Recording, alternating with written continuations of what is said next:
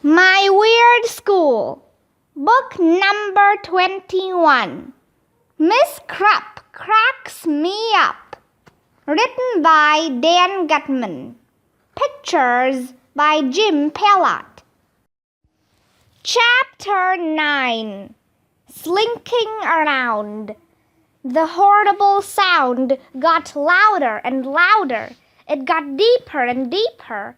I thought I was gonna die. Finally, I climbed out of my sleeping bag to see what was making all that noise. It was Mr. Docker and Mr. Mackey. They were snoring. I thought I was in the middle of a herd of hippos. Man, what is the problem with grown-ups? Kids don't snore like that.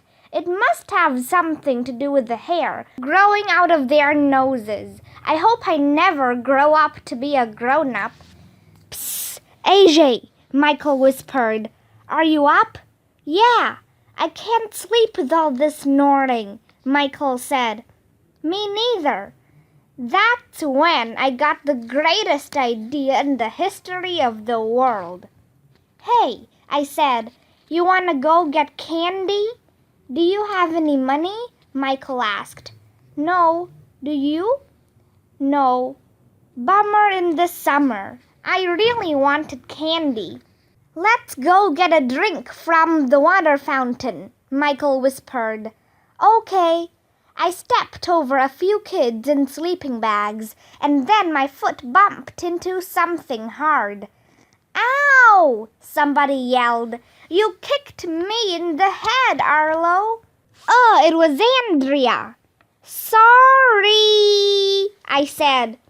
Whenever you have to say you're sorry to someone, but you don't really feel sorry, just say sorry, because sorry is the opposite of sorry. When you say sorry, it means you're not sorry at all.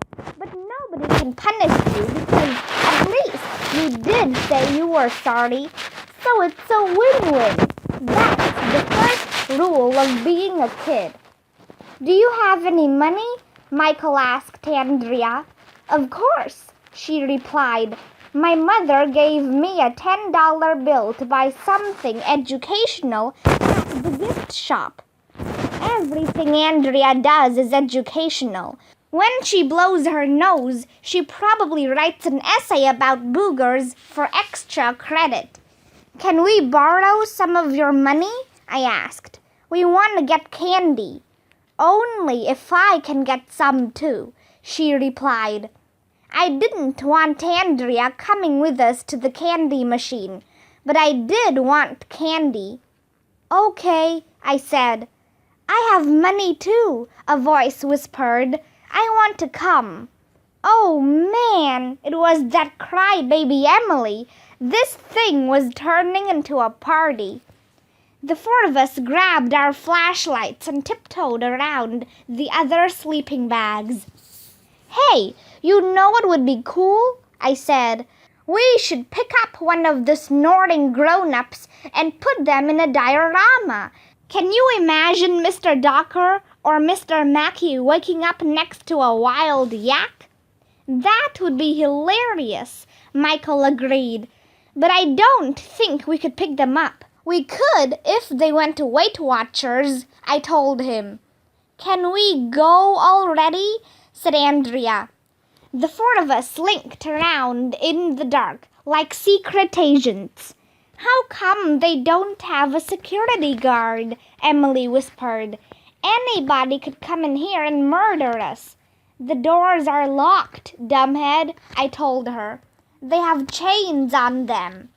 If there are chains on the door, Michael whispered, that means we can't get out either. We all looked at each other. I thought I heard scary music playing again. Relax, I said. Who's gonna murder us? The dead animals? We slinked over to the candy machine. Awesome! It had all my favorite candy bars. This was the best night of my life. Andrea put her $10 bill in the slot. but it popped back out. She tried it again, and it popped out again. The machine doesn't take $10 bills, Andrea said. This was the worst night of my life. Hey, look, Michael said, pointing to some boxes that were stacked next to the candy machine. They're boxes of candy, said Emily. Great, Michael said. The candy is free. You mean it can fly wherever it wants? I asked. No, dumbhead, Andrea told me. It means they're giving the candy away. All right. I was so happy I didn't even bother saying anything mean to Andrea. We all grabbed the candy and started stuffing it in our mouths. I ate about 1,100,000 candy bars. It was the greatest night of my life. Chapter 10. Penguins are cool. It was dark and quiet. The little hand on the clock was past 12, so I knew it was after midnight. But I ate so much sugar, there was no way I was going to get to sleep. Let's slink around by the animals, I suggested. Yeah, agreed Michael. You're going to get in trouble, Andrea said. I'm going to tell Mrs. Daisy, said Emily. Fine, I said. Tell her, and I'll tell her that you ate all that candy. Me and Michael slinked around the first floor like secret agents. Andrea and Emily, the big copycats, followed us. We looked at the moose again, and the buffalo, and the gorillas. The animals looked even more real late at night. That's when I saw it. The most amazing thing in the history of the world. But I'm not going to tell you what it was. Okay, I'll tell you. And you don't even have to read the next chapter. It was a diorama filled with penguins. Penguins! I must have missed this before. I'm sure I would have remembered it. I pressed my nose against the glass. Ever since I was little, I loved penguins. I slept with a stuffed penguin in my crib when I was a baby. I dressed up like a penguin for Halloween. I used to have an imaginary penguin friend. I saw every penguin movie there was to see. Looking at those penguins close up, I was hypnotized. I could almost hear them speaking to me. Come with us, AJ, one of the penguins said. We'll go to Antarctica. You can play with us forever and ever and ever. Kids don't have to go to school in Antarctica, said the second penguin. There are no teachers to tell you what to do. There are no parents to yell at you. There are no problems. It's paradise. In Antarctica, we don't care if you secretly love Andrea, said the third penguin. Come with us and live in peace, said the fourth penguin. We'll slide around on the ice all day. It'll be fun. I'm coming, I told the penguins. I'm coming with you. Suddenly, I felt a hand on my shoulder. It was Michael's. AJ, are you okay? He asked. Who are you talking to, man? Nobody. It must have been the sugar. Chapter 11. How to Stuff Stuff. We slinked around some more, and then I came up with the greatest idea in the history of the world. Hey, I said, let's see what's in the secret room. AJ, you're a genius, Michael said. Andrea and Emily said we would get in trouble, but me and Michael slinked over to the secret room, and the copycat sisters followed us. Michael put his hand on the doorknob. Don't open that door, I warned. Why not? Because when you open a door to a scary place at night, a horrible creature is waiting to jump out and kill you. I told him. I saw that in a movie once. That's silly, Andrea said. She grabbed the knob and pulled open the door. You'll never believe in 1,100 years what was in the secret room. It was Miss Krup. She was holding that wild yak fur. What are you kids doing here? She asked. I didn't know what to say. I didn't know what to do. I had to think fast. We're sleepwalking, I said. All of you? It's dangerous to sleepwalk alone, I explained. Are we in trouble? Asked Andrea, who I'm sure has never been in trouble in her whole life. Of course not, Miss Krup said. You kids must love natural history just like I do. When I was your age, I snuck into a zoo one night. People who sneak into zoos at night are weird. You must be nocturnal, Michael said. We looked around the secret room. There were heads and other parts of dead animals everywhere. It was creepy. What is this place? Emily asked. This is where we prepare the animals, Miss Krup told us. You see, I'm a part-time taxidermist. Do you know what a taxidermist does? You drive people to the airport? I guessed. That's a taxi driver, dumbhead, Andrea said. Taxidermists mount animals for display. Oh, yeah? I told Andrea. Well, maybe she mounts animals for display and then she drives them to the airport. Ha ha ha, in her face. That's why I'm in the gifted and talented program. Na na na boo boo and Andrea. So you stuff? Michael asked Miss Krup. The animals aren't stuffed, she told us. The skin is mounted on its original skeleton, which is covered with wire and plaster. I try to make dead animals come to life. People who make dead animals come to life are weird. Taxidermy is cool, said Andrea, the big brown-noser. Hey, Miss Krup said, would you kids like to see a special exhibit I'm working on? It isn't even open to the public yet. Sure, we all said. Follow me. Miss Krup led us down the hall to an unmarked door. She put a key in the lock. Then she turned the doorknob. Don't open that door, I shouted.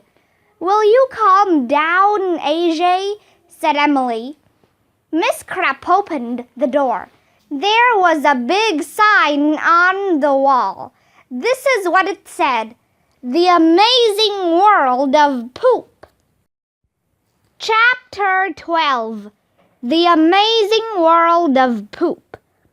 I looked around the room. It was a whole exhibit devoted to poop.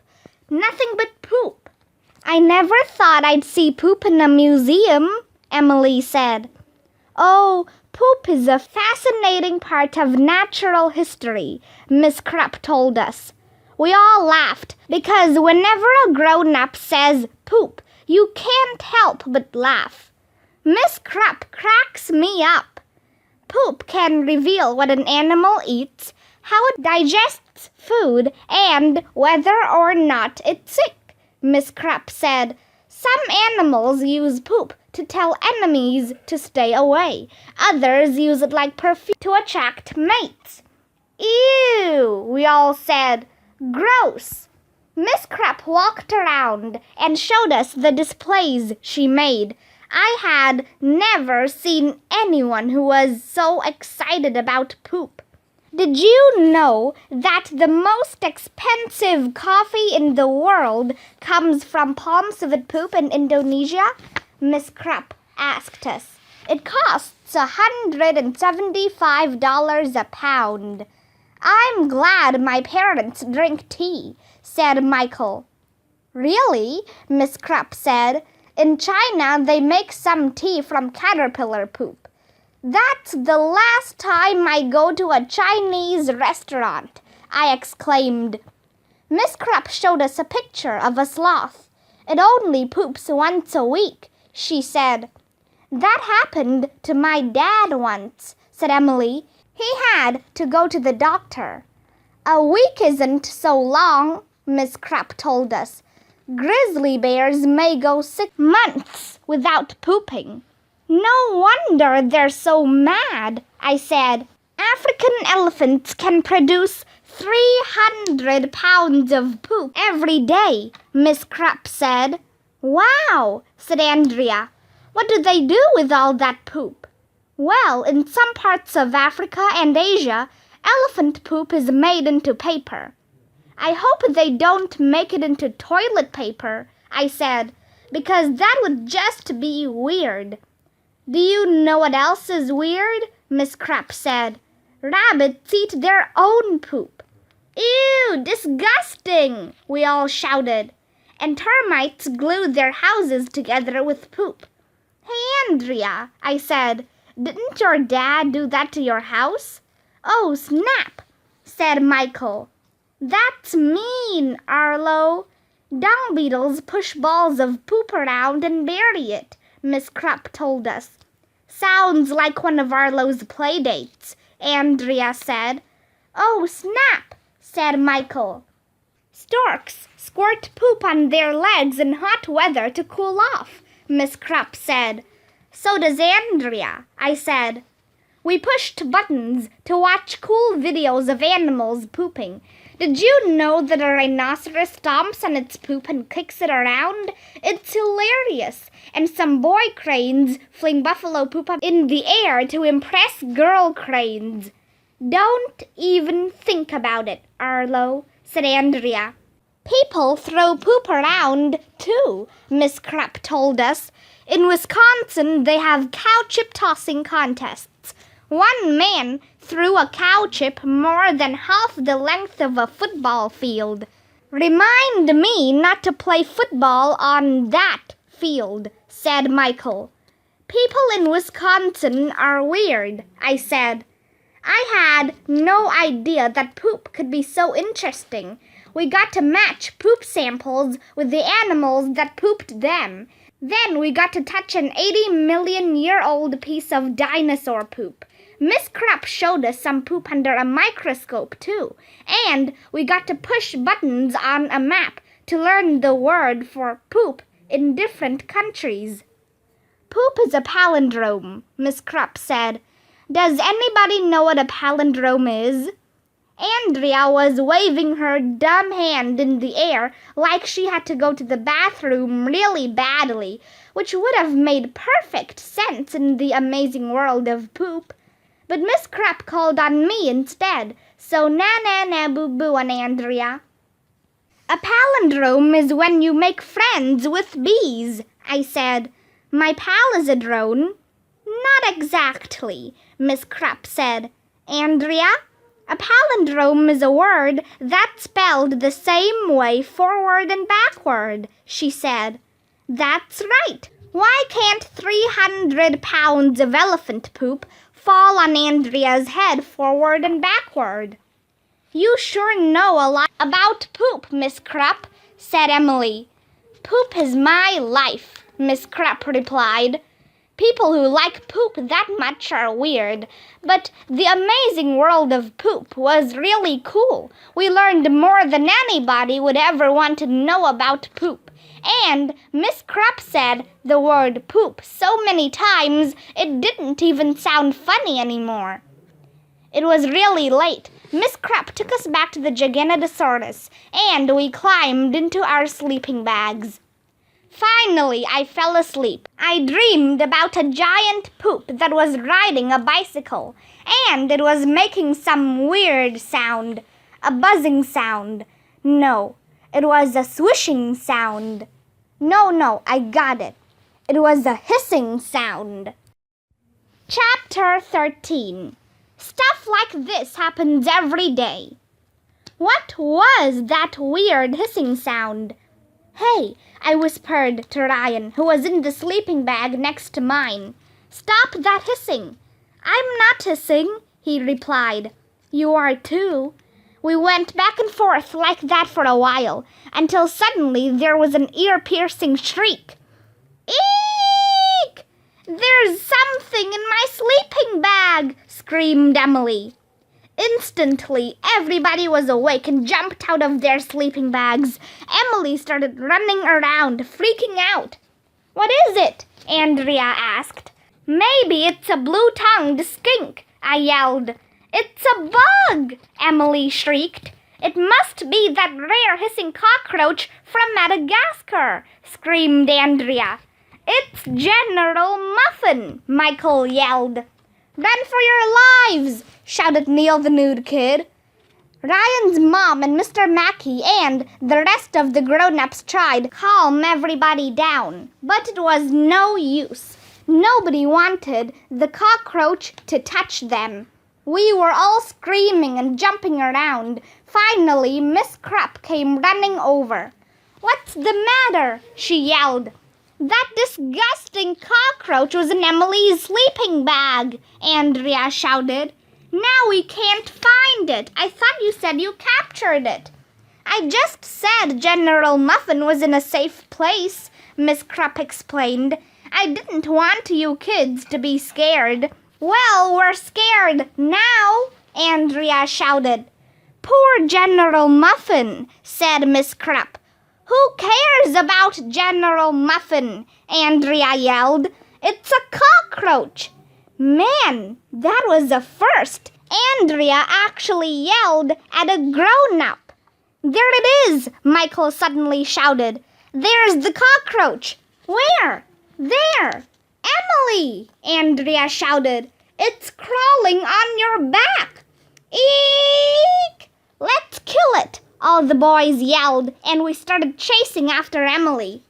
Don't kill General Muffin, shouted Miss Krupp. He's very rare. Kill it, kill it, kill it, we all chanted. Emily was running around like her pants were on fire, and me and all the other boys were chasing her. That's when the most amazing thing in the history of the world happened. Do you remember that giant bear that was next to the Giganotosaurus? Well, while we were chasing Emily around, Neil the nude kid, he, ran into it. Watch out! Ryan's mom yelled. The giant bear started to topple over, and do you know where it landed? Right on Emily. It was hilarious, a real Kodak moment. You should have been there. Eek! Emily screamed, freaking out on the floor. There's a dead bear on me! Get it off! Get it off! Sheesh, what a crybaby. So there was a giant hissing cockroach in her sleeping bag and a dead bear fell on top of her. Big deal. Stuff like that happens all the time. Finally, Mr. Mackey and Mr. Docker were able to pull the bear off Emily. Miss Krupp caught General Muffin with a net and put him in a cage. After all the excitement was over, the grown-ups brought us into our room for breakfast. They gave us cow chips and scrambled dinosaur eggs, but I don't think they were real. I hate natural history, Emily said. Natural history is cool, said Michael. We were still eating when Miss Krupp came running into the room. Hey, who ate all the candy that was next to the candy machine? She asked. I looked at Michael. Michael looked at Andrea. Andrea looked at Emily. Emily looked at me. It must have been General Muffin, I lied. Yeah, Michael said. You told us he likes candy. We probably shouldn't have lied about General Muffin eating the candy, but Miss Krupp shouldn't have lied to us about capturing General Muffin. Lying isn't a very nice thing to do, but I guess sometimes even grown-ups do it. The museum will open in 5 minutes, somebody announced. It was time for us to leave. We rolled up our sleeping bags. Ryan's mom said we could look in the gift shop for a few minutes until Mrs. Cormel arrived with the bus. Andrea felt bad about what happened to Emily, so she bought her a glow-in-the-dark dinosaur bone toothbrush. Neil the Nude Kid bought a box of fake moose poop that was really just chocolate. As we were leaving the museum, Miss Krup gave each of us a diploma that said we were junior nature lovers. There was a picture of a dinosaur on it. I'm going to put mine up in my bedroom. All in all, the Natural History Museum was almost not boring. Can we come back next week? I asked Miss Krup as we lined up at the door. Well, said Miss Krup. Now that you are official junior nature lovers, you, don't have to ever come back here again. Bingo boo, said Mrs. Cormel as we piled on the bus to go home. What did you learn about? Poop, I told her. Well, that's pretty much what happened on the field trip. Maybe Miss Krup will never find out that we ate all the candy. Maybe General Muffin will stay in his cage from now on.